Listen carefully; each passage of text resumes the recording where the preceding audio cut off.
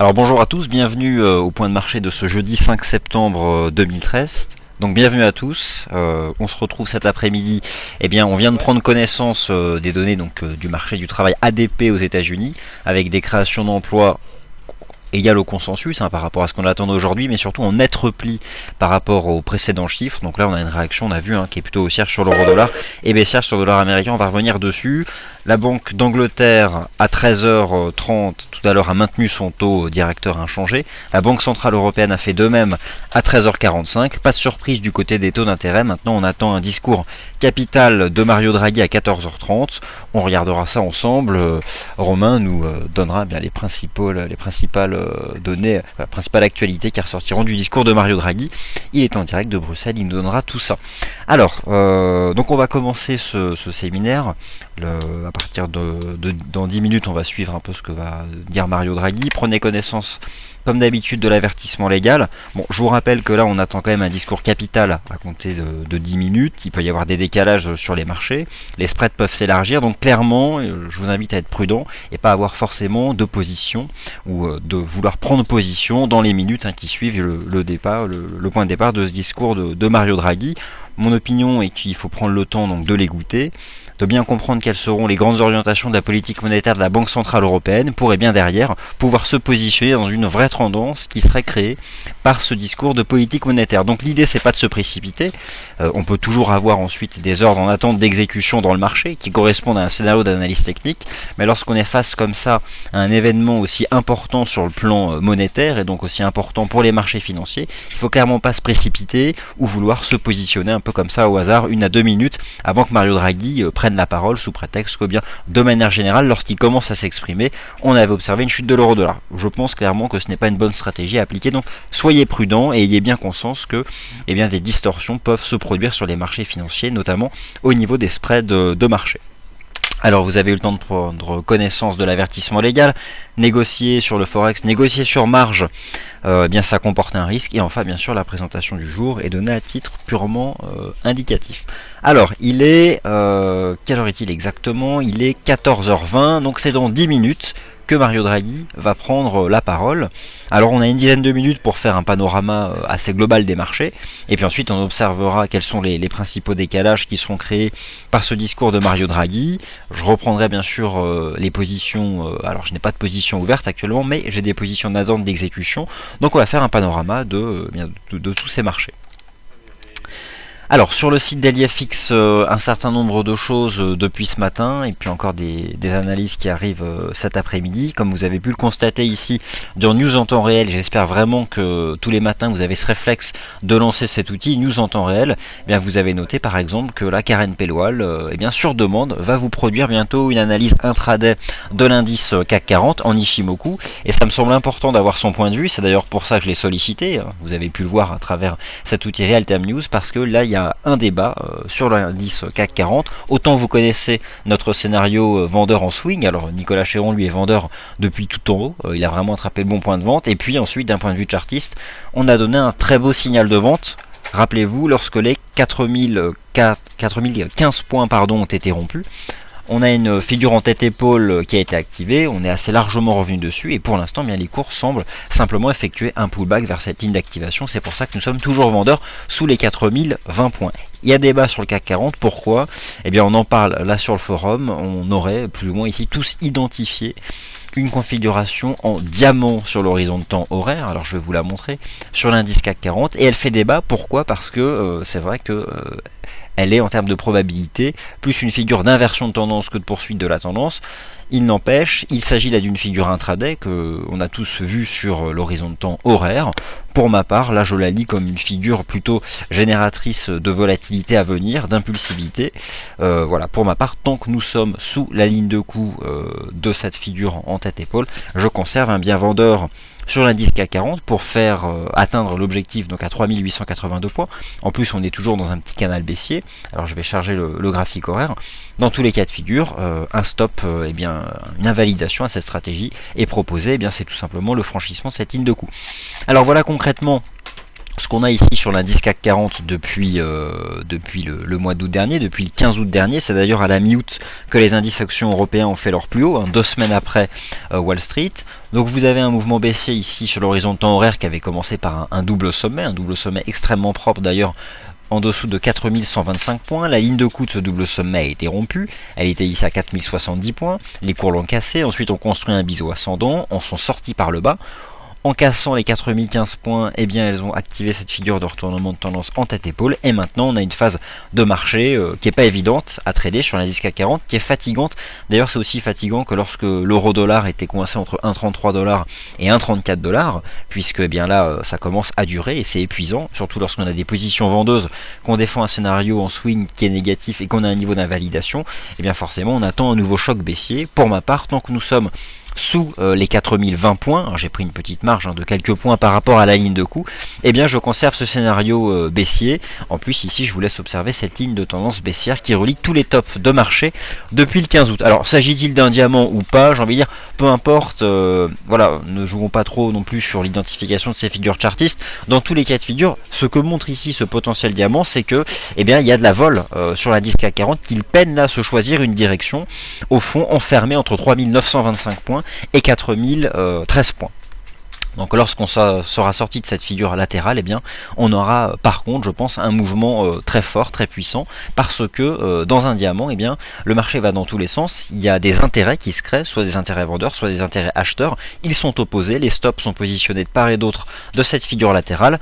Concrètement, lorsque nous en sortirons, eh bien, il y aura un mouvement impulsif. Donc voilà au fond pourquoi je voulais mettre en avant cette structure en intraday, mais vous pouvez continuer à en débattre donc sur le forum, puisqu'en effet pour certains parler de diamant c'est forcément parler inversion de tendance et donc la résolution haussière. Pour ma part sous 4015 points je n'abandonne pas la vue négative et je vise toujours 3882 points. Le marché donnera la réponse, mon invalidation sera peut-être activée. Alors on va passer sur l'horizon de temps journalier, on va regarder bien sûr l'euro-dollar, puisque bien, clairement je pense que c'est l'actif qui sera en priorité avec les indices européens impactés par ce discours de Mario Draghi. Et ensuite je vais revenir sur mes 3 ordres en attente d'exécution, et puis on regardera ensemble les tout premiers effets lorsque Mario Draghi eh bien, prendra la parole, et après enfin un panorama de marché classique, et puis je regarderai comme d'habitude vos commentaires, vos graphiques, et on prendra le temps de tout faire. Je vous rappelle aussi que pour les traders de gaz naturel, et on vous a proposé une analyse, une vue de marché haussière sur le gaz naturel depuis plusieurs semaines, nous allons prendre connaissance cet après-midi des stocks de gaz naturel, donc de l'évolution hebdomadaire des stocks de gaz naturel aux États-Unis.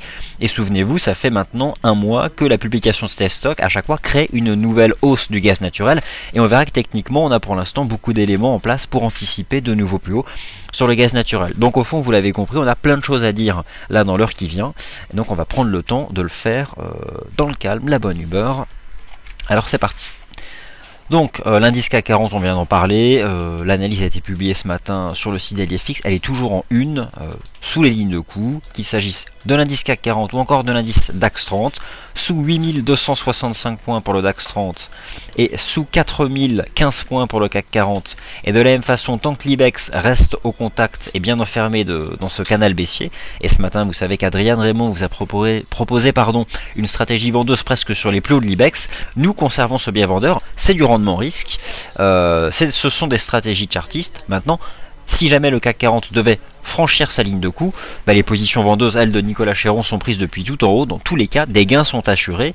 Mais l'idée, voilà, c'est de jouer le scénario graphique jusqu'au bout. Alors, l'euro-dollar, eh bien on va jeter un œil à l'euro-dollar et à l'USD-CHF, puisque c'est sa paire inverse, voir un peu quels sont les signaux qu'il nous donne. Alors l'euro-dollar, vous connaissez bien sa tendance négative depuis le faux signal d'accélération au-dessus des 1,34$. Vous l'observez ici sur ce graphique en données 4 heures, le marché a tenté de franchir les 1,34$, nous étions le 20 août dernier, puis un chandelier 4 heures de retournement de tendance, une étoile du soir ou une shooting star, comme vous voulez. Derrière, une phase baissière, d'abord latérale, comprise entre 1,33 et 1,34$, un signal baissier donné précisément sur ce chandelier 4 heures le 29 août dernier entre 7h et 11h. La clôture de ce chandelier 4 heures à 11h vous a donné le signal de vente, rupture des 1,33 $, sortie par le bas du canal haussier, depuis une tendance baissière, et là on se stabilise plus ou moins autour des 1,3160 qui représente 61,8% de retracement de l'amplitude que les prix ont balayé dans leur canal haussier. Donc voilà pour le cadre graphique de fond. Et là à plus court terme, et bien justement, alors on se stabilise entre ces 1,3160 sous les 1,3240, les 1,3250. Bon, pour l'instant, et bien la vue négative en swing trading reste parfaitement active. Et moi clairement, si les cours nous devaient donner l'opportunité de revenir tester les 1,33 $, je pense que c'est un bon point de vente. Alors, si on a ce scénario qui reste baissier sur l'euro-dollar, tant qu'on est sous les 1,33 $, forcément on doit avoir quelque chose d'à peu près équivalent sur l'USD-CHF en sens inverse. Sinon c'est que quelque chose ne va pas. Et bien sur l'USD-CHF de la même façon, on avait donné signal d'achat le 29 août dernier, à la clôture 4 heures du chandelier qui s'est construit entre 7h et 11h du matin, heure française, un signal d'achat. Ensuite les cours ont progressé sur l'USD-CHF, et au même titre que l'euro-dollar a rejoint 1,3160 qui est un niveau de support qui pour l'instant provoque une stabilisation des cours, sur l'USD-CHF on a atteint 0,9390, 0,94, c'est une résistance horizontale puissante. Là vous la constatez ici, elle a une vraie existence chartiste, vraiment très très nette, d'ailleurs beaucoup plus nette je trouve que sur l'euro-dollar, et pour l'instant bien le marché tend à prendre des bénéfices. Si USD-CHF revient sur 0,9290, j'achète. Si euro-dollar revient sur 1,33 $, je vends. Alors voilà pour concrètement le cadre graphique de l'euro-dollar. Concernant mes positions et de l'USD-CHF, concernant les positions en attente d'exécution, eh bien vous le savez, j'en ai toujours 3. AUD-CAD, USD-CAD et GBP-Yen. Les convictions fortes sont sur AUD-CAD et GBP-Yen. On rejette un œil à nouveau pour comprendre pourquoi mes convictions fortes sont sur ces deux paires de devises. Et ensuite, eh bien, c'est parti, on attaque le discours donc de Mario Draghi. Alors, l'AUD-CAD. L'AUD-CAD, eh bien, vous le savez, je crois cette semaine à une inversion de tendance, dans un premier temps à court terme, sur le dollar australien. Et parmi toutes les paires en dollars australiens, j'apprécie les signaux baissiers donnés par Euro-AUD et les signaux haussiers donnés par AUD-CAD. Et ici, hier, nous avons positionné ensemble un ordre d'achat à court limité dans le cas d'un pullback de l'AUD-CAD sur 0,9521. Je vous laisse observer ici la configuration en tête-épaule inversée sur la UD-CAD, je vise toujours 0,97 puis 0,9820 et j'achète sur un pullback sur ce niveau horizontal. L'ordre est positionné dans le marché. Ce matin on a eu, alors voilà, on m'interrompt, a priori quelque chose commence, c'est parti, nous avons donc en direct eh bien Mario Draghi, vous voyez qui commence à prendre la parole. Alors Mario Draghi, alors hop c'est parti. Alors attendez, je vais vous mettre ça proprement. Voilà, on va rafraîchir la page. Donc là, vous allez la voir en direct. Donc c'est parti. Voilà. Donc là, vous avez la conférence de presse. Donc nous sommes à Bruxelles, Banque Centrale Européenne. Et vous avez donc en direct la conférence de presse de Mario Draghi. Donc vous voyez qu'il est en train de s'installer. Pour l'instant, écoutez, il est souriant. Il n'a pas encore prononcé un mot. Il n'y a pas un mot qui est sorti de sa bouche. Bon, alors on va bien sûr pas passer la prochaine demi-heure à regarder la télé ensemble. Il y a Romain qui est juste à côté et qui va essayer d'aller attraper dans le discours de Mario Draghi les éléments les plus importants concernant les perspectives de la politique monétaire de la Banque Centrale Européenne. Voilà. Donc ça y est, on va revenir sur les marchés, naturellement. On va revenir sur les marchés. Alors, confirmez-moi s'il vous plaît à nouveau que le son est bon. Normalement vous devez à nouveau entendre ma voix puisque j'aimerais pas qu'on reste quand même coincé sur Mario Draghi. Je pense que c'est bon. Voilà, oui c'est bon, parfait, merci à tous. Donc tout ça c'est bon. Alors, pour avoir ce lien, alors je vais vous le donner, mais de manière générale, vous pouvez le retrouver dans les sites préférés de Romain Cap. Tout ça c'est sur le forum. Je vais quand même vous le redonner. Voilà, donc je vous donne ce lien, voilà, ça vous permet de suivre en direct cette conférence de presse. Maintenant, voilà, concentrons-nous, si vous voulez bien, sur les marchés financiers, sur l'impact sur nos paires de devises, et puis nos marchés actions. Et puis, bien sûr, on aura tout le temps de bien décrypter ce que dit Mario Draghi. Alors pour l'instant, qu'est-ce qu'on constate? Eh bien écoutez, ah oui, je voulais simplement vous montrer le GBP Yen, puisque nous l'oublions pas, ce matin, la Banque Centrale du Japon s'est exprimée, et qu'est-ce qu'on doit retenir de la Banque Centrale du Japon? Eh bien on retient rapidement qu'elle constate qu'il y a en effet une reprise économique au Japon. Par contre, eh bien avec cette perspective de mise en place par le gouvernement japonais d'une hausse de la TVA, et les risques qui pèsent sur la consommation des ménages au Japon, la TVA d'ailleurs pourrait être augmentée dès le printemps prochain, eh bien la Banque Centrale du Japon a dit: nous, du point de vue de la politique monétaire, on ne va pas tuer dans l'œuf la reprise, nous sommes là, nous sommes derrière la croissance économique, on ne va pas réduire nos mesures monétaires expansionnistes. Cela a eu comme conséquence d'affaiblir le yen. Moi je m'en tiens ensuite à l'analyse technique. Vous savez que nous avons été régulièrement vendeurs sur euro-yen des 132,60. Là aujourd'hui on vous propose cette stratégie sur la paire GBP Yen qui, eh bien, tout simplement rejoint une résistance extrême à 156,78. Attention, je précise tout de suite, l'idée n'est pas de jouer une inversion de tendance du GBP Yen, mais de jouer le test de cette résistance extrême et au moins d'un mouvement de retour sur le niveau des 154. Un test de résistance majeure, un pullback sur 154 et à la clé il y a 280 points à attraper. Voilà quel est le principe, le stop est à 30 points. Ces stratégies sont les meilleures puisqu'elles vous offrent des niveaux d'intervention hyper propres sur le plan chartiste et un rendement risque qui est juste optimal. Le stop là il est à 30 points au-dessus. L'espérance de rentabilité c'est 280 points. Que cette stratégie fonctionne ou pas, peu importe, mais si vous avez la possibilité de multiplier ce type d'intervention, je vous garantis que sur le nombre d'opérations, vous serez gagnant. Alors voilà donc mes deux ordres en attente d'exécution, vous l'avez compris, GBP Yen pour jouer la résistance extrême avec du rendement risque et AUD-CAD pour jouer une conviction assez forte de retournement de tendance, dans un premier temps à court terme forcément, du dollar australien sur le marché d'échange. Alors on va revenir à cet euro-dollar, on va bien sûr revenir aussi sur l'euro-GBP qui tend vers ses 0,84 et vous le savez, nous avons accompagné ici avec vous d'ailleurs cette baisse de l'euro-GBP. Alors pour l'instant, le marché confirme la tendance baissière ici de l'euro-dollar. Alors là j'imagine que dans les premiers mots de Mario Draghi, on doit avoir des références à un maintien de la politique monétaire accommodante sur longue période.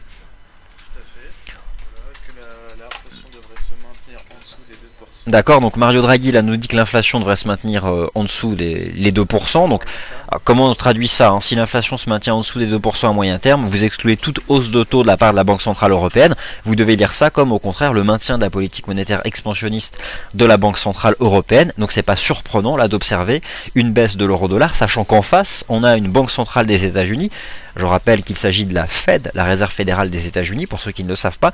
Eh bien on a une Banque Centrale des États-Unis qui elle envisage le contraire, réduire la nature accommodante de sa politique monétaire. Donc si en face vous avez Mario Draghi qui vous dit non, nous BCE, Banque Centrale Européenne, nous allons maintenir une politique monétaire accommodante, la première conséquence est une baisse de l'euro sur le marché d'échange, une baisse de l'euro-dollar et une baisse de l'euro-GBP, parce qu'en face vous avez une Banque d'Angleterre qui elle évoque des perspectives de resserrement monétaire.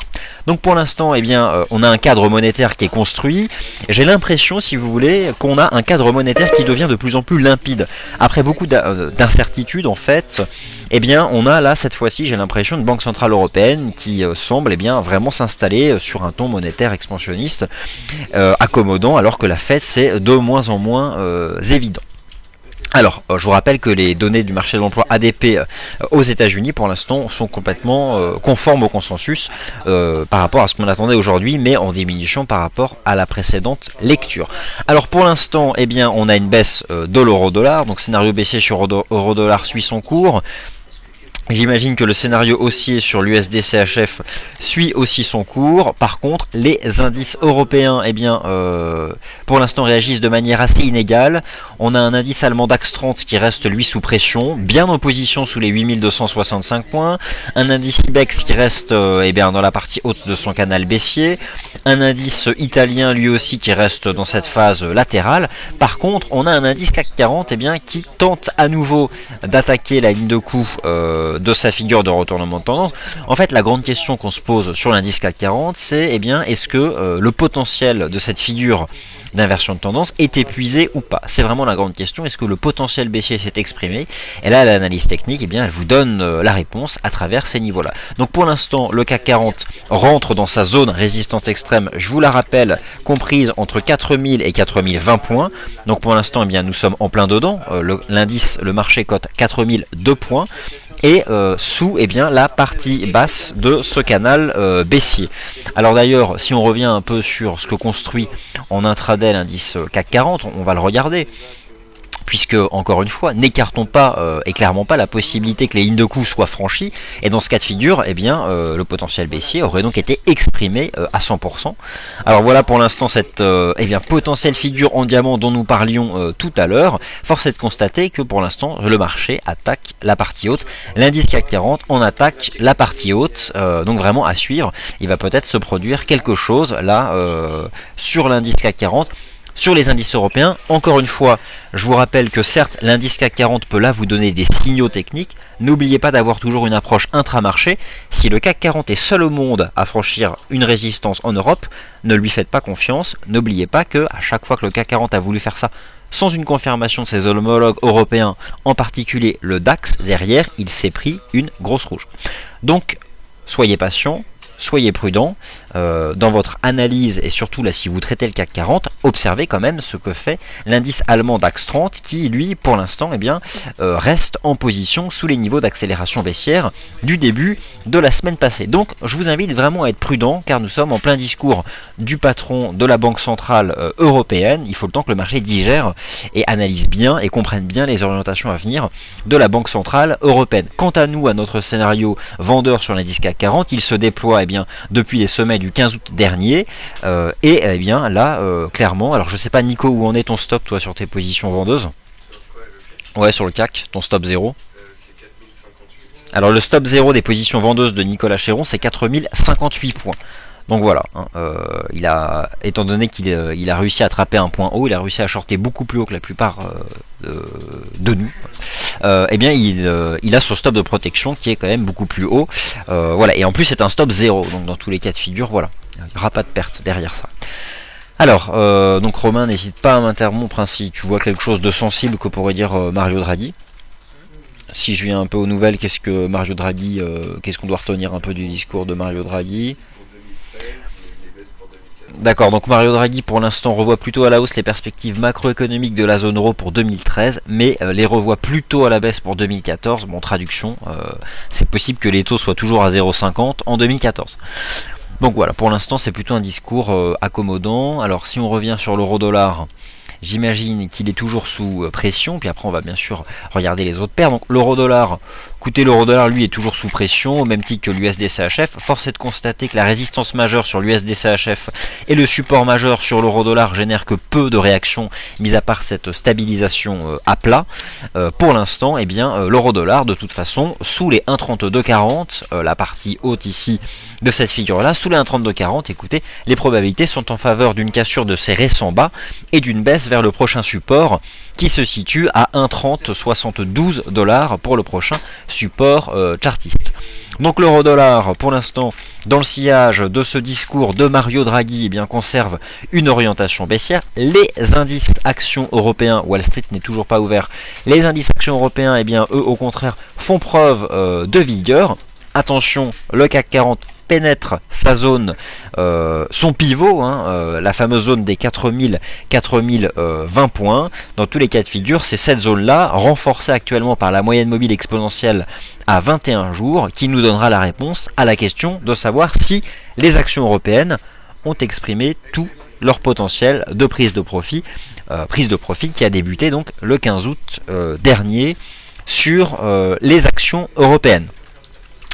Alors, l'euro-dollar, nous en avons parlé. Un petit tour quand même sur l'euro GBP. Les paires en yens, vous avez compris, je vends les résistances majeures, les ordres sont en attente d'exécution. Alors, l'euro GBP, là je pense qu'il faut absolument parler de l'euro GBP. L'euro livre sterling, vous voyez, ça c'est l'objectif de cours qui est positionné ces dernières semaines. Il est sur le point d'être atteint. Alors, c'est pas 0,8420, l'objectif de cours c'est 0,8397. Je pense que là, pour les vendeurs d'Euro GBP, vous avez un seuil sur lequel, eh bien, je vous invite à prendre déjà quelques prises de bénéfices. Il ne serait clairement pas surprenant d'avoir une réaction de l'Euro GBP sur ce support majeur des 0,84, avoir au moins un retour des cours sur 0,8470, niveau qui éventuellement pourrait se vendre à nouveau. Je vous rappelle que la rupture des 0,84 en clôture sur l'Euro GBP enverrait cette bonne vieille paire de devises, eh bien, très très bas. Puisque nous serions sortis par le bas d'une figure de transition latérale vieille depuis le début de l'année, comprise, vous le savez, entre 0,84 et 0,8815 sur l'Euro GBP. Alors, est-ce que j'ai des positions qui ont été exécutées? Pour l'instant, non. Sur la UDCAD, elles sont plus bas. Où en est le fameux GBP Yen? Alors, je ne sais pas si parmi vous, il y a déjà des personnes qui sont passées vendeuses du GBP Yen. Pour ma part, voilà, j'attends encore, allez... 40 points au-dessus là, la résistance est extrême, je veux absolument l'attraper pour ne serait-ce que jouer un rejet d'une centaine de points au bas mot, quelque chose comme ça. Quant à l'euro AUD, je vous invite à observer la puissance du double sommet qui a été activé sur l'euro AUD. J'anticipais au moins un retour des cours ici sur ce niveau de clôture, pourquoi pas un pullback sur les 1,4535, mais l'euro AUD reste extrêmement faible, l'AUD reste fort. On a effectué une petite mèche. Est-ce que l'euro AUD repart déjà à la cave? Bon, j'ai l'impression pour l'instant que le dollar australien reste particulièrement fort à court terme sur ce marché d'échange. De même que l'AUD-CAD, j'ai bien peur de ne pas avoir la possibilité d'entrer sur ce marché pour lequel j'ai pourtant une conviction haussière forte pour viser 0,97 et 0,98 comme vous le savez. Alors le CAC 40 pour l'instant, j'imagine qu'il met tous vos nerfs à rude épreuve et c'est compréhensible, à moins que vous ayez été vendeur comme Nicolas depuis la mi-août. Le CAC 40 pénètre la zone rouge ici, cette fameuse zone d'alerte que nous connaissons tous, où se conjuguent de multiples résistances, une résistance horizontale, 4000-4020 points, ligne de coup de cette figure d'inversion de tendance, active ici, en plus 4000 points, c'est une haute zone, c'est une dimension avec une dimension psychologique extrêmement forte, vous avez la moyenne mobile exponentielle à 20 jours qui guide de manière très précise l'évolution des cours depuis le 22 avril 2013, elle a été rompue, les cours reviennent dessus.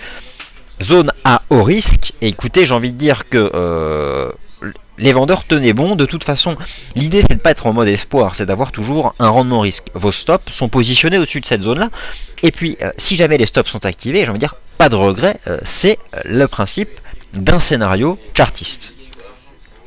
L'indice CAC 40, l'indice DAX 30, écoutez, l'indice DAX 30 est toujours magnifique dans un scénario de vente en swing trading, toujours bien positionné sous ses 8265 points, le niveau d'activation de cette configuration triple sommet, sous les sommets annuels en clôture, c'est 50% de retracement. Observez à quel point la moyenne mobile exponentielle à 55 jours capte à merveille les tentatives de rebond de l'indice DAX 30, c'est, je pense, là quelque chose d'assez propre sur l'indice allemand DAX 30.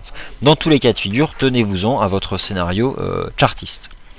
Alors, d'ailleurs, quelque chose qui va potentiellement dans le sens d'une reprise de la baisse des actions en Europe, c'est le début de rebond qu'on peut observer sur le Bund. Alors, le Bund, il y a des choses à dire.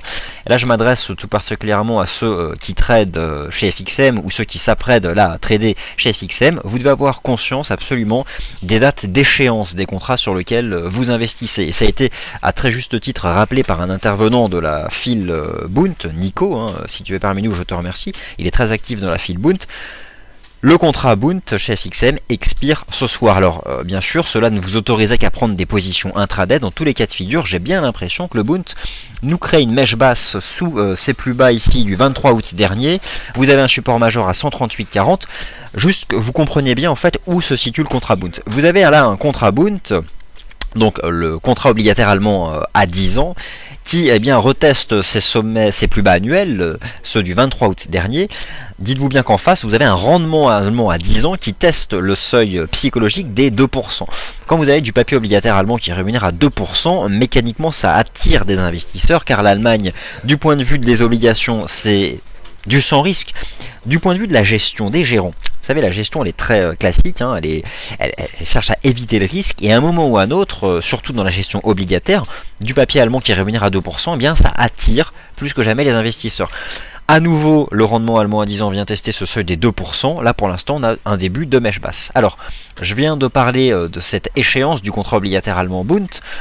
Le Bund teste une zone de support majeur. Les indices actions en Europe sont sous des résistances. Écoutez, là, il y a de quoi. Et en plus, vous avez du rendement risque. Donc, voilà, les vendeurs du CAC 40, j'ai envie de dire, tenez bon. Et dans tous les cas, vos stops, vous savez où ils sont positionnés. J'espère qu'ils sont bien positionnés selon les recommandations de l'analyse technique. S'ils devaient être activés, il n'y a pas de regret. Et puis voilà, et dans tous les cas de figure, le scénario graphique pour l'instant tient bon. Alors, je viens de parler d'échéance sur les contrats, sur certains contrats, CFD. Là, on vient de parler du Bund. Je vais vous donner un lien. On va aller ensemble sur le site FXM et je tiens absolument à ce que vous ayez ce site-là dans vos favoris. Alors vous allez suivre le même raisonnement que moi. Vous êtes sur le site FXM France. Vous allez ici dans la rubrique CFD, détail des produits. La page que je vais vous donner doit impérativement être dans vos favoris. Ici vous avez un petit lien. Reportez-vous au guide produit. Vous rentrez là dans le guide produit, là vous retrouvez toutes les expirations des contrats à connaître. Vous voyez que c'est un fichier de 14 pages, tout est classé par classe d'actifs, et page 14 sur 14, vous avez donc ici les informations de marché concernant nos contrats Bund. Ce fichier PDF est régulièrement mis à jour par nos équipes, et vous constatez que l'expiration FXM pour le contrat Bund septembre, c'est donc là au 5 septembre. Et aujourd'hui nous sommes le 5 septembre 2013. Donc voilà. Je vous donne le lien de ce fichier PDF. Allez-y, c'est dans vos favoris. Et il n'y a bien sûr pas que le Bund qui est abordé ici. Il y a aussi, regardez, le cuivre. Si on remonte un peu plus haut ici, vous avez tous les métaux. Là, vous avez les énergies. Ensuite ici vous avez à nouveau donc les énergies, au-dessus vous devez avoir je pense les indices, enfin voilà. Et ici regardez vous avez le tableau de tous nos contrats CFD sur indice. C'est donc particulièrement propre avec beaucoup d'informations en termes d'horaire. Bien sûr on vous propose en plus les heures françaises, donc allez-y, prenez connaissance de tout ça. Et je vous donne aussi le lien vers cette page très importante du site fxm.fr. Alors, donc on va continuer de suivre ça. Alors normalement, est-ce que Karen nous aurait par hasard envoyé quelque chose sur le CAC 40 en intraday? Alors, voilà, j'ai une alerte de marché comme quoi Karen nous a fait suivre une analyse intraday du CAC 40 en Ishimoku. Alors, je pense qu'elle peut être postée sur le site d'LIFX ou tout du moins sur le forum peut-être. Voilà, alors on va vous mettre la vue intraday Ishimoku de Karen Pellewal sur le CAC 40 dans la file CAC 40 du forum. Ça arrive dans 5 minutes. Alors je vais vous donner le lien. Vous allez ici dans indice et indicateur avancé. Vous allez ici cliquer sur cette toute petite flèche qui vous permet d'arriver au dernier poste de la file CAC 40. Je vous en donne le lien. Et puisque c'est ici que dans 5 minutes, vous allez retrouver d'une part toutes nos interventions sur le CAC 40 et surtout là, l'avis intraday de Karen sur le CAC 40. D'ailleurs, je n'en ai pas pris connaissance et j'ai hâte d'en prendre connaissance. Donc, on ira voir ça ensemble dans 5 minutes. Allez, on retourne sur les marchés, pas mal de choses. On va continuer. Alors, bon, pour l'instant, je n'ai pas d'exécution. J'ai pas d'ordre en attente, j'ai pas d'ordre exécuté. Je suis assez gêné sur la UD4 parce que j'ai une conviction forte, malheureusement j'ai pas cette possibilité de rentrer. Le Bund, encore une fois, il expire ce soir, mais il n'empêche qu'on peut pratiquer l'analyse technique sur le Bund et que si là on a enfin un point bas sur le Bund, car je vous rappelle que si vous avez été particulièrement attentif à la file Bund, eh bien les 138,40 sont un objectif de cours visé de longue date par nos spécialistes du Bund, et j'imagine que Nico, tu me contredis si je me trompe, mais je m'adresse aussi à 15 Cantal et à Backflip et à tous les autres, j'imagine que pour vous la zone 138,40-139 est une zone peut-être intéressante pour au moins prendre ses profits si vous êtes vendeur. Donc pour l'instant le CAC 40 il continue de faire monter la pression, puisque là il ne se décide pas. Il franchit ou il subit un rejet baissier, nous n'avons toujours pas la réponse. Le DAX 30 lui par contre est quand même beaucoup plus propre avec 7 mètres hoche. Alors Nicolas Chéron me dit qu'il renforce son short euro-dollar. Ah bah écoutez, je pense que là, pour le coup, on vient de vous parler d'une rupture des RS en bas. Nicolas Chéron vous invite à éclater l'euro-dollar. Voilà, donc il poursuit son mouvement baissier, 7 euro-dollar. D'ailleurs, je repasse sur USDCHF. car vous savez que USD-CHF est tout simplement la paire inverse de l'euro-dollar. Oh, c'est juste magnifique. Observez ça. Observez ça. Ce magnifique canal ascendant sur USD-CHF, nous sommes en données 4 heures. Dites-vous bien que si vous avez un canal ascendant comme ça sur USD-CHF, j'entends, oui, je vous entends, vous me dites, vous avez un canal baissier sur euro-dollar, vous avez vu juste. Donc un très beau canal ascendant sur USD-CHF qui, et je vous le dis tout de suite, si l'USD-CHF est en mesure de s'affranchir des 0,93, des 0,94 et qu'il tend vers les 0,9460, votre euro-dollar, eh bien, vous allez très rapidement le voir sur les 1,3172 $. USD-CHF confirme pour l'instant sa tendance haussière, euro-dollar confirme pour l'instant sa tendance baissière. Alors, donc pour l'instant tout va bien. Est-ce qu'on a du nouveau du côté de Mario Draghi par rapport des nouvelles informations qu'il nous aurait communiqué? Alors là, on apprend qu'au sein du comité de politique monétaire de la Banque Centrale Européenne, il y a clairement eu des discussions en faveur d'une baisse de taux additionnelle de la Banque Centrale Européenne. Là, je pense que c'est quelque chose d'important à retenir parce que, vous l'avez bien compris, la Banque Centrale d'Angleterre, elle nous parle clairement plus de baisse de taux, c'est plutôt de hausse de taux. La Réserve fédérale des États-Unis ne parle pas de hausse de taux mais de diminution de ces mesures expansionnistes. La Banque Centrale Européenne, et il y a encore un débat pour savoir s'il faut baisser les taux. Ce qui prouve bien quand même que sur le plan économique, on a encore beaucoup de retard sur les États-Unis d'Amérique et qu'on a besoin, nous, d'une politique monétaire durablement accommodante. Alors ce discours très accommodant de Mario Draghi eh bien, fait chuter clairement l'euro-dollar, fait chuter l'euro et ça on vous l'a bien dit la semaine dernière, l'euro est baissier et va continuer de baisser. Vous avez une baisse de l'euro non pas face au dollar, mais vous avez aussi une baisse de l'euro face à l'euro AUD et je sais que pour certains vous êtes vendeurs de l'euro AUD pour avoir joué ici le double top. Félicitations à vous, tenez coup, j'ai reçu quelques emails ce matin de personnes qui pouvaient éventuellement s'inquiéter de cette mèche que faisait l'euro AUD. Rassurez-vous, l'euro AUD reste pour l'instant baissier. Encore une fois, accompagnez bien votre position avec des stops.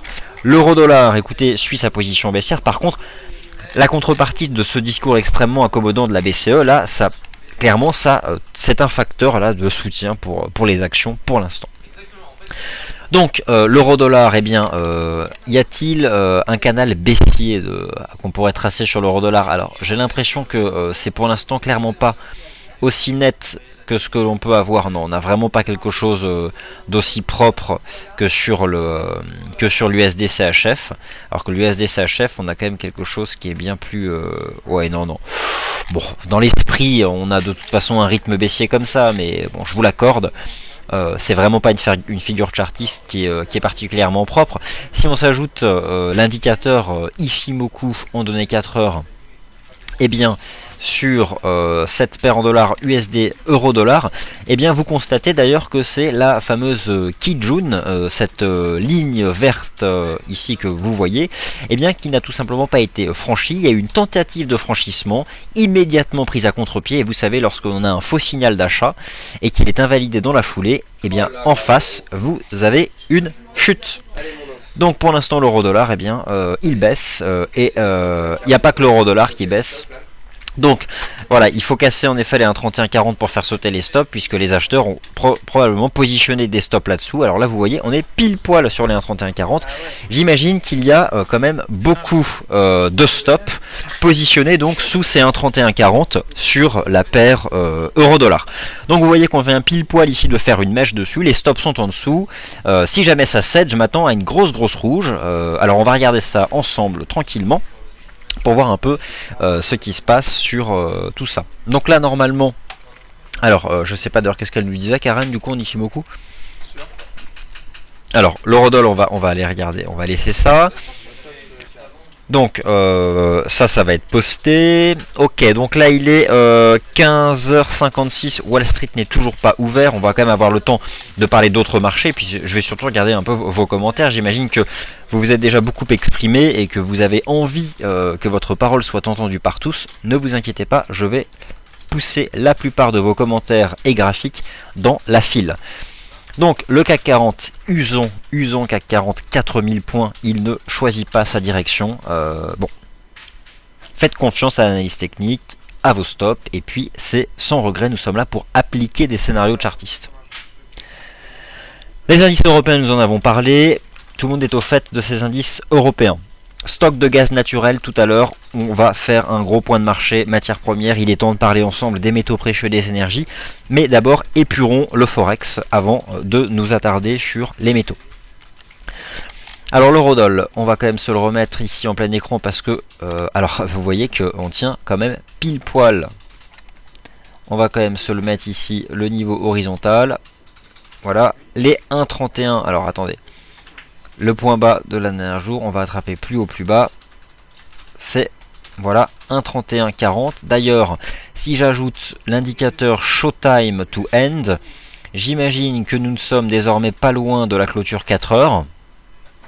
Puisque la clôture 4 heures, eh bien, elle est dans 2 minutes et 26 secondes. Alors ce que je vous propose, chers auditeurs, c'est de passer ces 2 minutes sur ce graphique de l'euro-dollar. Donc ici, vous avez le compteur de la prochaine clôture 4 heures. C'est donc dans 2 minutes et 14 secondes que nous aurons la clôture 4 heures sur l'euro-dollar. Va-t-on observer une clôture 4 heures de l'euro-dollar sous les 1,31,38 qui peut-être provoquerait justement une accélération? D'ailleurs, est-ce qu'on n'a pas maintenant ce type de figure? N'avons-nous pas finalement un triangle descendant en données 4 heures sur l'eurodoll? On partirait sur une hypothèse un peu de marché, une hypothèse chartiste qui aurait cette forme-là. Alors on va regarder ça, hein. C'est dans 1 minute et 47 secondes. Après, bien sûr, on parlera de pas mal de choses. On reviendra sur mes positions, voir si une d'entre elles a été déclenchée, notamment GBP Yen. Est-ce que le GBP Yen est allé attraper le point de short? On verra bien.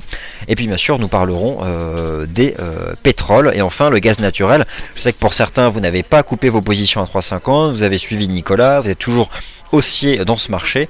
Nous allons parler du gaz naturel, sachant que vous avez quand même des... vous avez donc un certain nombre d'analyses qui se trouvent sur le site, soit dans le forum, et sinon, encore une fois, je vous rappelle que ici, vous avez une entrée qui s'appelle analyse technique, où vous retrouvez les analyses classées par classe d'actifs. Analyse technique, c'est le Forex, d'ailleurs ça va bientôt s'appeler Forex, patience. Indice boursier, matières premières, écoutez, ça parle. Et les analyses, sont classées par ordre chronologique.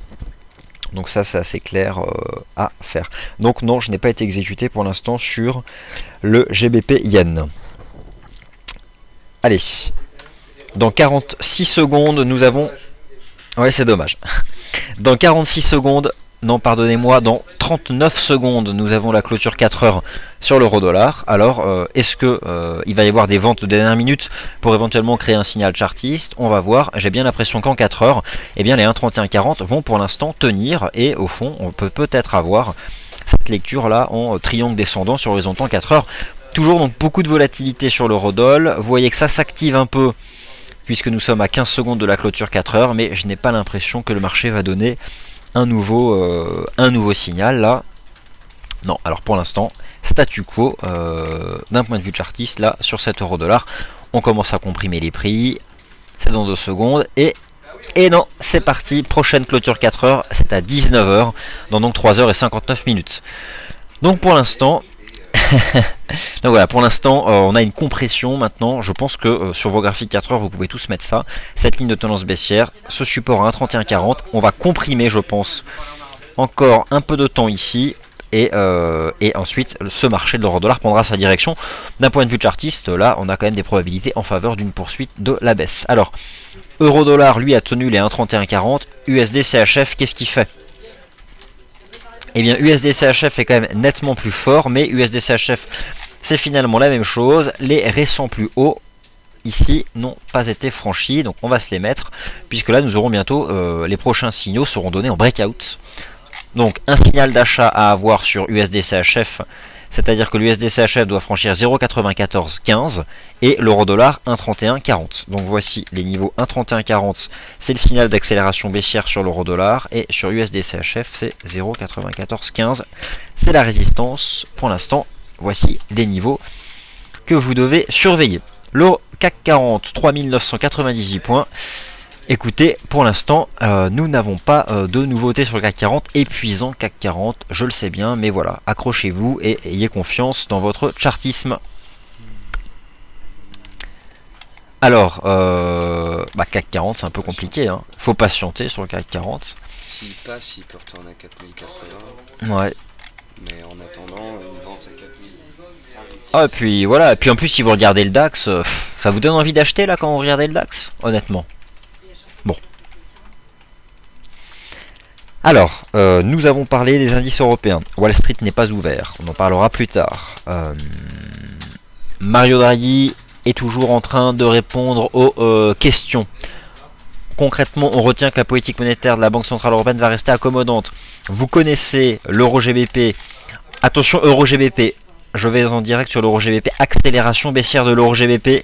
Désormais à 9 points de l'objectif de cours qu'on défend depuis le début du mois d'août. Et j'ai envie de féliciter Adrian qui a quand même parfaitement bien vendu la résistance extrême, qui doit prendre là, je pense, 400 points. Dans 10 points, vous avez un objectif de prise de profit sur l'euro GBP. Alerte de marché, pourquoi? Rappelez-vous, si euro GBP casse en données journalières 0,84, c'est la cave. Alors bien sûr, on va pas chuter en ligne droite, hein, il y aura des étapes, mais derrière, à moyen terme, on peut, je pense, rapidement rejoindre les 0,82. Attention, euro GBP, vous avez là un niveau sur lequel je vous invite à sécuriser des gains. Prenez quelques bénéfices si vous êtes vendeur d'euro GBP. Puisque comme vous l'indiquait Adrien tout à l'heure par Twitter, 0,84 pourrait créer un rebond technique au moins vers 0,8470. Alors, euro-yen pour l'instant, force est de constater qu'il y a un début de rejet baissier, mais nous n'avons pas fait précisément les 132,60. GBP-yen, oh là là, GBP-yen, je pense que je vais être extrêmement triste. J'ai bien l'impression qu'on soit déjà en train de faire le chandelier de retournement de tendance. Ok, on a fait un plus haut à combien? 156,42. Bon. Bon, je ne perds pas espoir, il y a encore une possibilité que je puisse arriver à rentrer dans ce marché malgré tout.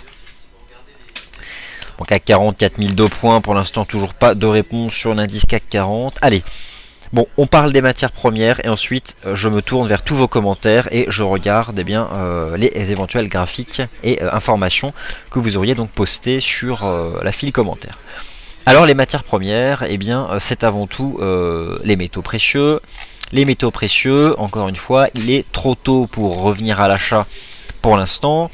Je vous invite toujours à observer ici donc sur l'once d'or, ce canal aussi au sein duquel évoluent les cours. Alors qu'est-ce qu'est en train de nous construire l'once d'or ici en données 4 heures? Alors naturellement, vous avez ici une oblique de tendance. J'ai plutôt l'impression que l'once d'or est en train de construire une figure un peu de transition latérale, puisque j'ai observé que les indicateurs s'étaient quand même déjà bien dégonflés. Alors je sais pas, on a peut-être quelque chose qui a cette forme là sur l'once d'or. Dans tous les cas de figure, voilà, pour ma part j'estime que 6 points d'achat il y a sur l'once d'or, c'est éventuellement un retour ici sur les 1350 $. Il est pour ma part encore trop tôt, je pense, pour avoir dû se positionner sur l'once d'or avec du rendement risque. Ensuite l'argent. Alors l'argent, bien lui, fait toujours étalage de sa force par rapport à l'once d'or. Il surperforme encore légèrement à court terme. Dans tous les cas de figure, c'est la même chose. Je n'achète pas l'argent tant qu'on n'a pas touché les 22-30 $. Donc surtout que là, je pense qu'on construit une structure d'élargissement. Encore une fois, il est trop tôt là pour se repositionner sur les métaux précieux. Alors si les métaux précieux ne sont pas intéressants à court terme sur le marché des matières premières, qu'est-ce qui est intéressant? Rassurez-vous, il y a des choses à faire. Les énergies.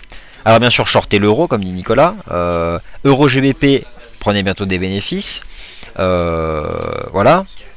Ensuite, il y a des choses à faire. Revenons d'abord sur les pétroles. Alors on a beaucoup parlé des pétroles. Les pétroles, pour l'instant, confirment les signaux d'achat récemment donnés par les tensions géopolitiques, vous le savez, qui entourent la Syrie. Si vous avez participé hier au séminaire qu'on vous a proposé à 18 h, vous avez compris que la hausse des énergies est ancienne, notamment des pétroles, puisque c'est un phénomène qui a commencé au début de l'été et qui a connu une accélération avec ce qui s'est produit depuis le lundi 27 août autour de cette crise géopolitique qu'encadre la Syrie. Pour l'instant, nous sommes dans des phases latérales sur le Brent. Je ne sais pas ce que le Brent nous construit ici en phase latérale. Pour ma part, je conserve l'opinion positive tant que les 111,75 $ font office de support. Vous le savez, je vous l'ai démontré à travers la courbe de force relative qui se trouve d'ailleurs ici sur le site d'EliFX. Pétrole, soyez à l'achat sur le Brent. Alors c'est peut-être un peu autoritaire comme type, mais à travers ce titre, je voulais surtout vous inviter à privilégier les achats sur le Brent plutôt que le WTI. Vous pourrez ici prendre connaissance du signal vendeur qui a été donné ici sur la courbe de force relative WTI Brent. Alors vous pouvez accéder à cette analyse en cliquant sur le lien que je viens de vous poster ici sur la file commentaire. Alors si je vais dans le forum CAC 40, a-t-on des nouveautés? C'est sur ton analyse. Alors a priori, si je vais dans l'analyse CAC 40, analyse technique avant la BCE, je dois normalement retrouver, et oui, merci Romain, l'analyse CAC 40 a été complétée par la vue intraday de Karen Pellwal, notre spécialiste Ishimoku. Je vous propose de la lire ensemble. Alors, pour compléter cette analyse, je vous propose de prendre connaissance du point de vue de Karen Pellwal, nous dit Romain. Sur l'horizon de temps 4 heures, l'indice est bien soutenu par le support de la Kijun doublé de la Tenkan. Le niveau des 4008 points est à surveiller. Il correspond à la lagging span qui devrait passer sa double résistance Tenkan plus Kijun et valider ainsi le mouvement haussier des prix enclenché après le double bottom. Donc Karen Pellwal envisage, elle, un double bottom sur 3025 points. Le nuage étant encore fin au-dessus des prix, le passage est encore possible à condition de casser la SSB à 4025-4030 points. Pour ma part, vous le savez, la zone à franchir, c'est la zone 4000-4020 points. Et Karen Pellwal vous dit qu'en Ishimoku, la zone résistante, c'est 4025-4030 points. Concrètement, si on élargit, l'ensemble des outils d'analyse technique sont en train de vous affirmer que la zone 4000-4030 points semble être donc la zone pivot pour la tendance à venir du CAC 40. Donc ici vous avez le graphique 4 heures avec l'analyse en Ishimoku.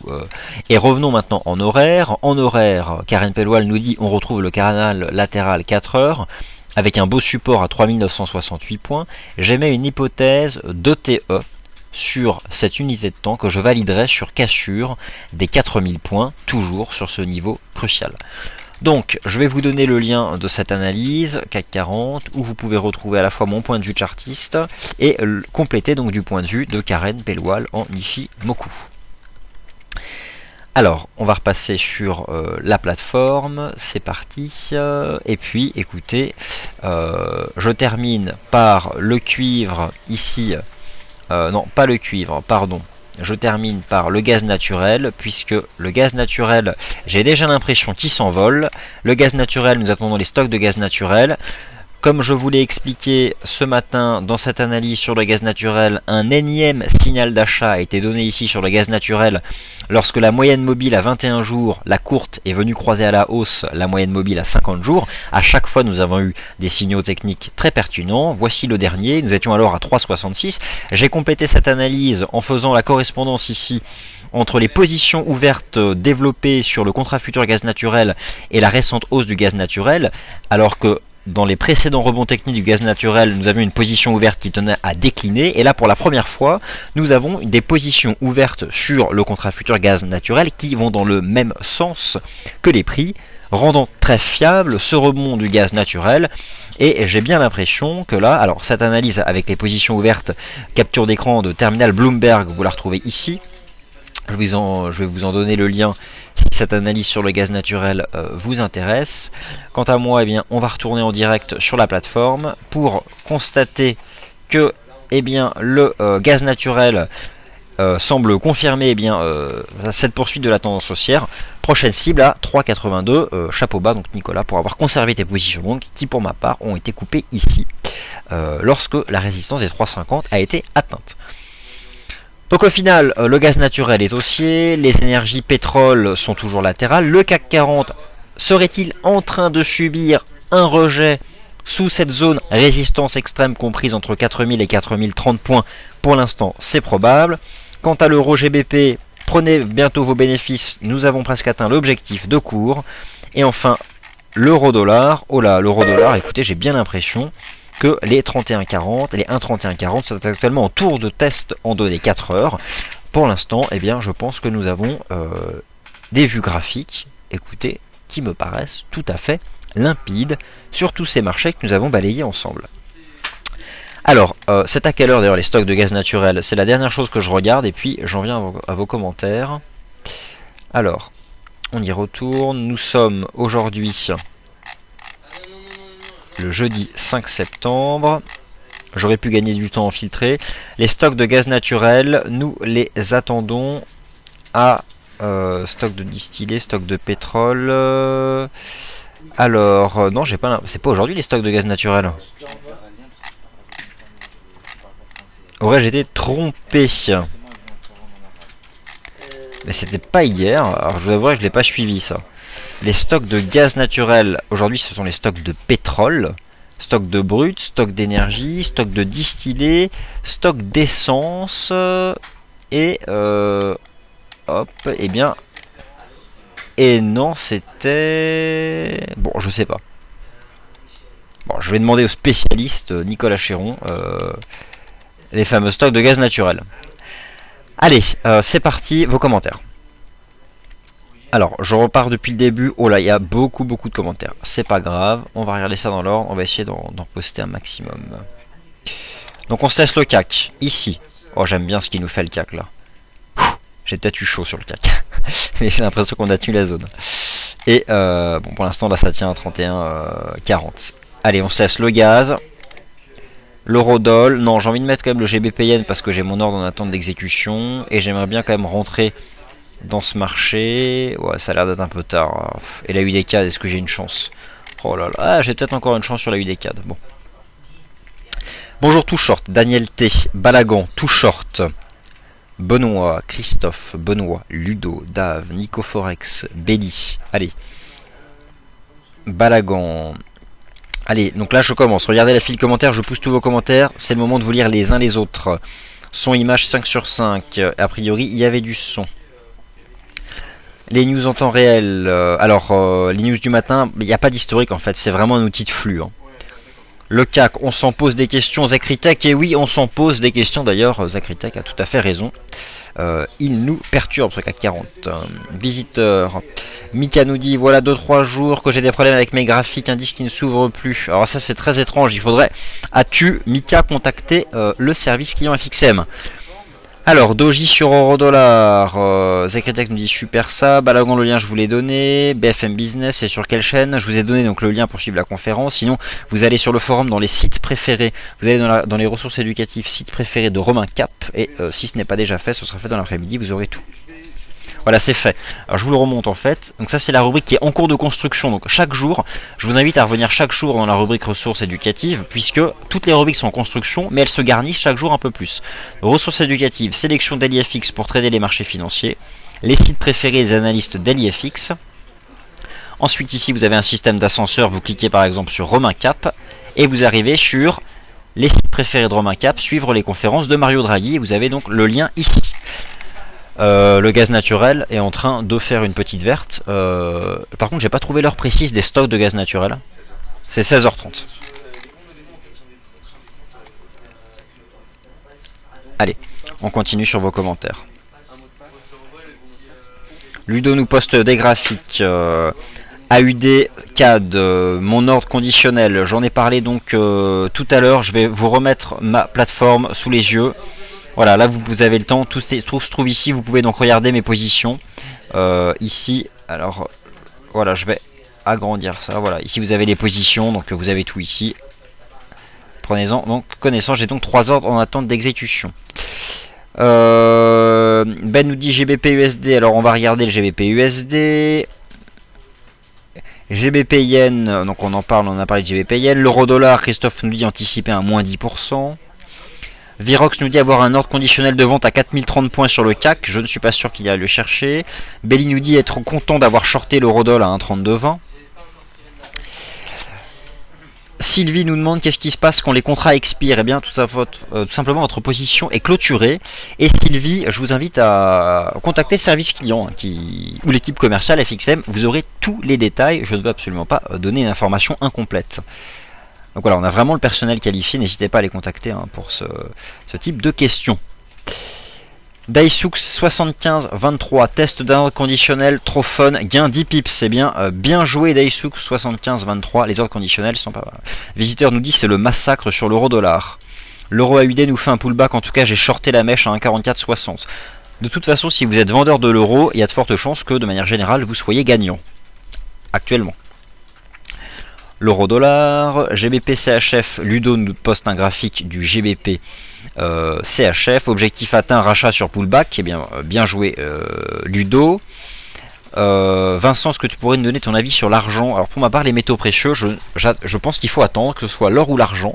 Je suis acheteur plus bas, l'or à 1350, l'argent à 22,20. Pour ma part là, sur les matières premières, moi je me concentre sur forcément gaz naturel. Nous suivons ensemble la position longue de Nicolas Chéron. Et sur le pétrole, parce qu'il faut guetter lorsque le marché nous mettra une prochaine phase directionnelle. Si le Brent revient sur 111,75, j'achète. Et si il en sort par le haut, eh bien c'est le scénario haussier qui se poursuit. Diamond nous dit Ngaz, c'est parti. Ludo nous poste un graphique sur l'eurodoll avec ses objectifs de cours.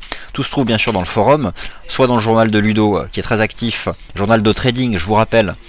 Dans le forum, les journaux de trading, c'est tout simple.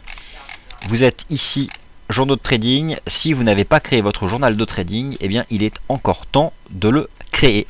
Et donc le journal de trading de Ludo, il se trouve ici. Si vous aimez bien ces graphiques, eh bien, il vous suffit de rentrer dans le journal de trading de Ludo et qui, par exemple, là, attire votre attention sur l'importance des 3,80 $ sur le gaz naturel. Alors, c'est 16h30, nous précise Balagon pour les stocks de gaz naturel. Nico nous dit le Bund n'a pas fini de baisser, demain c'est 137,20. Merci Nico pour ton avis donc sur le Bund. On va revenir sur la plateforme. Le Bund en effet semble continuer d'aller à la cave. Le gaz naturel, lui, c'est parti. Je me prépare à attraper la UDK d'ici. Pour l'instant, l'analyse technique peut nous donner le sourire. Elle fonctionne bien. Elle fonctionne bien quand elle est bien utilisée et nous sommes là justement ensemble pour tenter de bien l'utiliser. Donc 16h30 pour les stocks de gaz naturel, 16h30, merci. Revendication, donc là vous avez des données du chômage, Daysous 75-23, merci de nous poster. Le CAC s'écroule, nous dit Napo R. Il n'est pas sur votre calendrier, nous dit Balagan. Voilà, il y a peut-être un petit souci sur notre calendrier en effet. Voilà, c'est un oubli, acceptez nos excuses, mais voilà, c'est vraiment 16h30. Voilà, Nicolas nous précise que vous êtes 400 à suivre. Écoutez, c'est bien, merci à tous. Alors, on va bien sûr parler des indices US. Je continue de regarder. Le gaz, c'est à 16h30 heure française, 16h30, donc on va suivre tout ça. Parmi vous, y a-t-il des personnes toujours en position longue sur le gaz, à l'image de Nicolas Chéron? Je ne sais pas. Je continue de poster. Possible canal haussier sur GBP USD, tout à fait. Donc, je suis en train de tout noter. On va parler du GBP USD. Ça, bien sûr que nous allons en parler. C'est bien aujourd'hui les stocks de gaz à 16h30. Voilà, Ludo nous donne ici le premier objectif. C'est dans son journal sur GBP. Est-il trop tard pour rentrer sur GBP Yen? Pour ma part, je ne suis pas rentré. Voilà, dommage. Mais on va aller voir ça. Je suis vendeur du GBP USD. Alors, on va parler du GBP USD, c'est promis. Je continue de lire les comptes. Voilà. La conférence de Mario Draghi n'était pas mentionnée sur le calendrier. Non, en fait, généralement on met les décisions de taux, pas forcément les discours. Quoique, en fait, non, je dis une bêtise, on met généralement les discours. Donc Edouard, oui, en effet. Bon, après, c'est vrai qu'on s'est quand même beaucoup exprimé à travers d'autres points de vue. Mais merci Edouard de nous souligner. Je vais tout de suite aller regarder pourquoi nous n'avons pas mentionné et les stocks de gaz et le discours de Mario Draghi. C'est un oubli qui ne doit absolument pas se reproduire. Faites-moi confiance, ça ne se reproduira pas. Attention marteau sur euro USD. Ok, très bien. Alors là, je pense avoir balayé vos commentaires. Donc, nous allons regarder le GBP USD. Alors, le GBP USD, qu'en est-il? Le GBP USD... Bon, le GBP, vous savez qu'il monte à court terme parce qu'il y a un discours quand même... en tout cas, la Banque d'Angleterre a clairement écarté une baisse de taux, hein, ça vous le savez. Maintenant, le GBP USD, moi je ne suis plus tellement à l'aise avec le GBP USD. J'étais vendeur, vous le savez, de la résistance extrême à 1,57. Bon, là, si tu as vendu GBP USD, bah, écoute, c'est plutôt bien joué. C'est vrai qu'on est revenu pile poil ici sur les sommets en clôture. Regardez, hein, la mèche haute, c'est le sommet en clôture ici du 20 août. J'ai bien l'impression que GBP USD pourrait revenir en effet dans le bas de son canal. D'ailleurs, canal qu'il n'a pas précisément testé depuis un certain temps. alors peut-être que là on va construire bientôt une nouvelle figure d'oscillation latérale. Donc en effet j'ai l'impression que nous pourrions nous baisser ici vers la partie basse du canal. En tout cas moi il y a vraiment quelque chose là que je pense. L'euro 4 faut vraiment, l'euro GBP faut vraiment être attentif. Bon le CHF, vous savez le CHF baisse parce qu'il y a une banque centrale qui veut pas que le CHF monte. Le franc suisse c'est naturellement la Banque nationale de Suisse. Je vous rappelle que sur l'euro CHF qui est une paire haussière, en fait c'est le franc suisse qui est baissier, vous avez ici une configuration en triangle. Je pense que l'euro CHF devrait quand même à court terme caler ici sur les 1,2416. L'USD CHF lui est toujours haussier, on le sait. USD CHF haussier, mais voilà l'USD CHF plus que jamais, le canal haussier 4 heures confirme donc tout son intérêt. Pour l'instant les cours évoluent donc toujours sur l'USD CHF au sein de ce canal haussier 4 heures. La prochaine clôture 4 heures c'est dans 3 heures et 37 minutes. Donc j'imagine que l'euro dollar doit toujours pour l'instant tenir les 1,3140. L'euro AUD c'est toujours baissier, il n'y a pas de souci, tout va bien. Et l'eurodoll, l'eurodoll, oui, pour l'instant, en clôture 4 heures, il tient. Donc voilà, sur l'eurodoll, moi je pense que vous avez ça maintenant. Donc l'eurodoll, on a probablement ce type de structure là.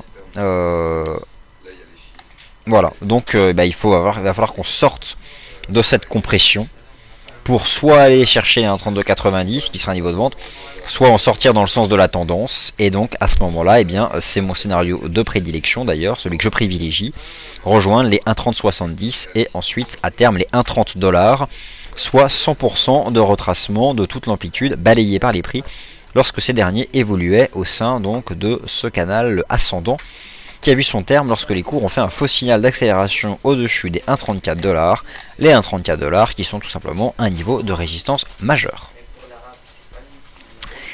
Et le CAC 40, on n'a toujours pas la réponse, il est toujours fatigant ce CAC 40. Alors, dis donc le Bund. Le Bund. Alors, bien sûr, il expire ce soir, mais voilà, le Bund, il approche de son plus bas ici du 17 septembre 2012. Il nous met une grosse rouge. Je vous propose d'aller jeter un œil. Alors, je sais pas si je les avais mis. Je suis là dans mes favoris, mais je pense que le taux allemand à 10 ans doit être proche des 2%. De toute façon, je vais vous mettre dans mes sites préférés les liens Bloomberg vers tous les rendements des pays. Donc, connectez-vous ce soir, allez dans le forum, dans la page ressources éducatives, les sites préférés, et je vous promets, je vous mets les liens Bloomberg vers les rendements des pays européens, et comme ça vous accéderez à tous les liens. Voilà. Et puis n'hésitez pas de temps en temps à refaire un saut dans la rubrique ressources éducatives. Son principe c'est que chaque jour elle se construit. Vous avez toute la structure, et chaque jour on la remplit. Donc voilà, baladez-vous dedans régulièrement, et prenez connaissance des nouveaux articles, et puis on espère que vous allez apprécier. On avait deux solutions, soit attendre 3 mois et tout vous mettre d'un coup, soit y aller progressivement. On a fait ce choix là.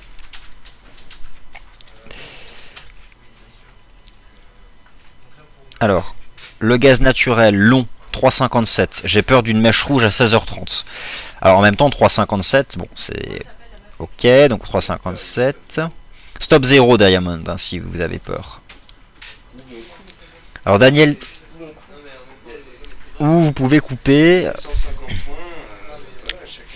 Après tu gagnes déjà 150 points, bon tu peux couper si t'as peur. Daniel T nous dit c'est le premier live que je suis, c'est intéressant, merci. Daniel T, merci, bienvenue Daniel T, et si d'ailleurs vous autres auditeurs fidèles vous voulez saluer Daniel, n'hésitez pas, je passerai vos commentaires. Donc bienvenue Daniel. Voilà, bienvenue Daniel. Alors Daniel, je vois que tu as posté plusieurs fois ton commentaire. En fait, je dois valider les commentaires avant qu'ils soient visibles à tous. C'est pour ça. Tu l'as posté une fois, tu vois, il apparaît, je le valide. Donc bienvenue. Et Stéphane te dit bienvenue Daniel. Alors GBP USD à l'achat depuis la correction, nous dit Ludo avec un graphique argumenté. Napoer me dit j'ai clôturé ma position sur le gaz. Alors en effet, je vais revenir justement sur ces statistiques. En effet, on vous répète souvent qu'il ne faut pas jouer les statistiques, et au fond, on réitère cette recommandation car elle crée de la volatilité. Donc, si vous craignez l'impact d'une statistique alors que vous êtes en gain sur une position, il y a deux solutions, soit vous encaissez tout, soit stop 0. soit bien au contraire, vous êtes rentré il y a très longtemps sur ce marché, comme c'est le cas de Nicolas Chéron qui est rentré, je vous le rappelle, le 8 août dernier à 3,15. Ça m'étonnerait qu'on ait une énorme rouge de jusqu'à 3,15. Ça, comme dit Nicolas, ça va être compliqué que le marché aille chercher son stop. D'ailleurs, il est à combien ton stop, Nicolas? À 3,42. Le stop de Nicolas Chéron est à 3,42 dans le cadre de sa part. Il a 12 achats. 12 achats, prix moyen 3,42. Donc son stop est à 3,42 et il vise toujours donc une hausse vers 3,80 sur le 4,40. Il vise 4,40. 3,80. C'est petit joueur, Nicolas. Il vise toujours 4,40 $ comme objectif haussier sur le gaz naturel. Donc c'est à 16h30, donc on suivra tout ça ensemble, pas forcément en salle de trading, mais sur le forum.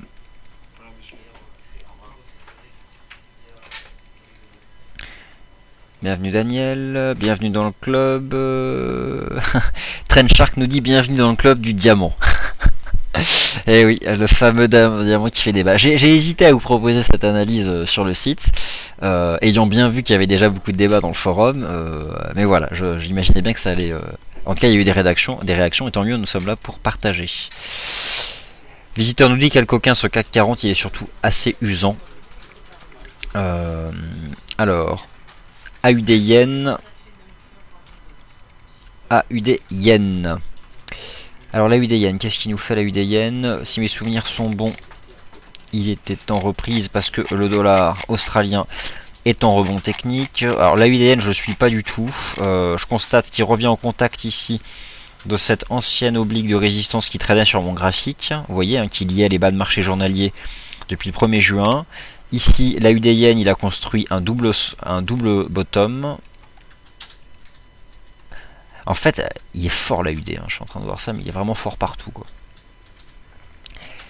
Et donc, si on calcule l'objectif du double bottom, eh bien, c'est encore plus haut. Donc, bon, écoutez, AUD Yen, je pense qu'on peut revenir quand même, peut-être encore une centaine de points à gagner. Voilà, pas forcément en ligne droite, mais ça se retourne à la hausse, je l'avoue. Alors, AUD CAD, toujours pas dans ce marché. Le CAC 40, bon, ok, allez, 3980 points, on respire un peu. Allez, il est 15h30. En 5 minutes, on balaye ensemble les indices américains et ensuite, eh bien, on se retrouve dans le forum. Alors, les indices actions US, on en a parlé et reparlé. Le Dow Jones, il y a une divergence haussière de RSI, constatez qu'elle ne provoque strictement rien, mis à part une diminution du rythme correctif. Je vous rappelle que les précédentes divergences haussières sur le Dow avaient généré des inversions de tendance violentes. Là, vous n'avez même pas un rebond technique, même pas un test de résistance. Juste un Dow qui baisse un peu moins, qui est un peu plat. Clairement, lorsque le RSI revient à 50, là, ce sera fini la reprise. Donc, sur le Dow Jones, les indices US, je vais être très rapide. Sous 15 050 points, je vends le Dow. Sur le S&P 500, tant que nous sommes sous 1671 points, je conserve une opinion négative. J'entends la cloche, ça ouvre à Wall Street. Et sur le Nasdaq 100, tant que nous sommes sous 3150 points, je conserve une vue négative. Mais je reconnais que le Nasdaq est le plus fort de tous et reste quand même neutre pour l'instant à moyen terme. Alors on va se remettre l'euro-dollar. Voilà, pour l'instant il tient les 1,3140 en 4 heures, donc ça va prendre son temps tranquillement. Le Brent, l'US Oil, bon il fait plus rien. Le Brent, j'ai l'impression, je me demande si on n'est pas en train de construire quand même une figure latérale. Ouais, ça commence. Alors, qu'est-ce qu'il nous fait là le Brent? Une tête-épaule inversée de continuation, un triangle, on sait pas trop. Vous constatez qu'en 4 heures, les bandes de Bollinger se resserrent, la vol se réduit. Ça va bientôt exploser, soit un pullback sur 111,75 que je paye, soit une nouvelle hausse. Est-ce que le Brent en 4 heures, je ne sais pas ce que vous en pensez, moi vous savez que je privilégie le Brent. Est-ce qu'il n'y aurait pas ça? Vous en pensez quoi? Elle est assez sympa quand même. Une ETEI. Et donc derrière, si on franchit cette ETEI sur le Brent, on aurait une poursuite de la hausse vers les 120 $, 119,14, l'objectif que je vise. Donc ça, je vais surveiller ça sur le Brent. potentiellement une ETEI, mais je n'en ai pas encore la confirmation. Tout ce que je sais, c'est que le rétrécissement des bandes de Boulinger nous prouve bien qu'on est dans une phase latérale et que pour l'instant, bon, là, on attend une phase impulsive directionnelle, mais elle n'a pas encore repris. Alors l'eurodoll pour l'instant, bien tout simplement, on a vu qu'en clôture 4 heures, il avait préservé les 1,3140. Moi je le trade en 4 heures. Et tant qu'on est en clôture 4 heures au-dessus des 1,3140, et bah ça tient. Mais voilà, sur l'eurodoll, on est coincé là-dedans.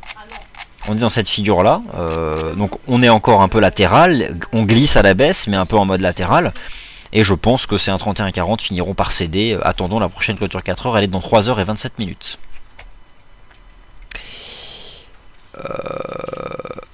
Stéphane nous dit bon Yuka Oil, fini de jouer, maintenant faut que tu décolles. Eh bien, le marché décidera bien sûr.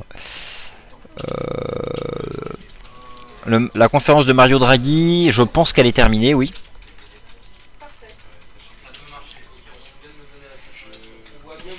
J'ai pris mes gains sur mon short euro GBP, nous dit Gordon Gecko. Et je pars chercher ma fille. Diamond nous dit le cac à la cave. Pour l'instant, méfiance. Hein. Relisez l'analyse de Karen. Karen vous donnez quand même un niveau à surveiller. Donc voilà. Allez, ça fait donc 1h15 que nous sommes ensemble. Merci à tous. J'espère que ça vous a plu. N'oubliez pas que trader les statistiques, ça comporte donc toujours un risque. Soyez prudents. Ayez toujours du rendement risque. Et puis, à tout de suite dans le forum. Stock de gaz naturel dans 1 heure. Et à demain de vive voix en salle de trading. Demain après-midi à 14h15, vous retrouvez Nicolas Chéron pour le même type d'émission. Là, je m'adresse à ceux qui découvrent cette salle de trading. Demain après-midi à 14h30, c'est le NFP. C'est, je pense, plus important que la Banque Centrale Européenne. Ce sont les données du marché du travail officielles, les créations d'emplois de l'économie américaine. Et c'est ce que regarde en premier lieu la Réserve fédérale des États-Unis. Donc demain, émission de trading animée par Nicolas Chéron à 14h15. En salle de trading. Merci à tous. Quant à moi, je vous retrouve demain matin à 11h pour un morning meeting. Bonne fin d'après-midi.